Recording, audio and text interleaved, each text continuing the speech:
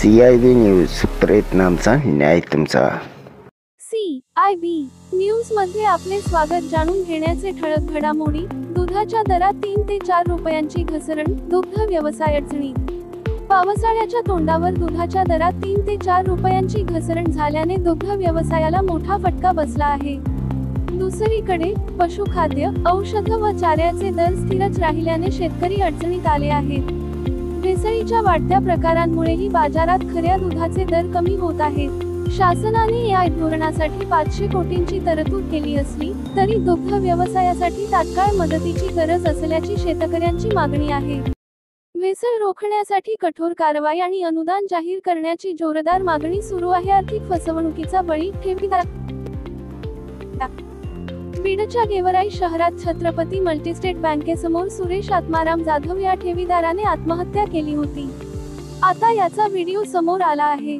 मुलीच्या लग्नासाठी लागणाऱ्या पैशांसाठी त्यांनी सातत्याने बँकेच्या फेऱ्या मारल्या, पण 11 लाख रुपयांची ठेव परत न मिळाल्याने त्यांनी गळफास घेतला। या बँकेची ब्रँड अँबॅसेडर अभिनेत्री प्राजक्ता माळी असल्यामुळे वाद अधिकच वाढला आहे।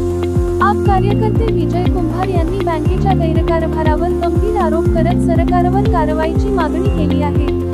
पोलीस तपास सुरू आहे। मुंबई हवामान अपडेट। पुढील काही दिवस ढगाळ वातावरण। मुंबईत पुढील काही दिवस आकाश ढगाळ राहणार असून उपनगरांमध्ये मध्यम पावसाच्या सरी कोसळण्याची शक्यता आहे।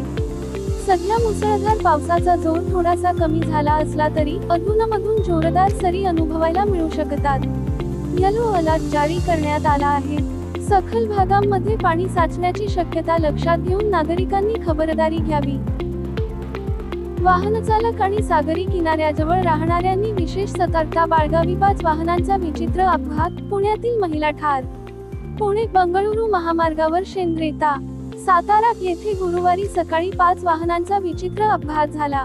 पिंपरी चिंचवडच्या पारुमिता देवगरिया 30 यांचा जागीच मृत्यू झाला। पती साशिमकुमार देवगरिया 35 हे जखमी झाले। त्यांच्या कारला अज्ञात वाहनाने धाक दिल्याने ती पलटी घेत दुभाजकावर आदळली। कारचे इंजिन तुटून रस्त्यावर फेकले गेले।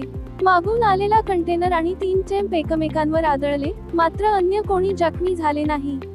बोरगाव पोलिसांनी तातडीने घटनास्थळी धाव घेत वाहतूक पूर्ववत केली। इराण-इस्रायल युद्धामुळे इस्रायलवर आर्थिक ताण, दररोज 6000 कोटींचा खर्च।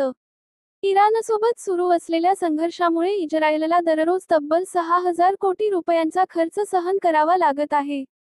या युद्धाचा थेट परिणाम देशाच्या अर्थव्यवस्थेवर दिसून येत असून GDP वाढीचा दर 3.6% वर घसरल्याचा अवला जात आहे।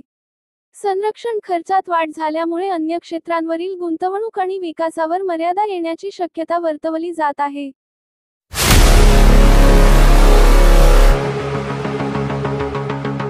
CIB न्यूज, प्रयत्नांचा न्याय तुमचा।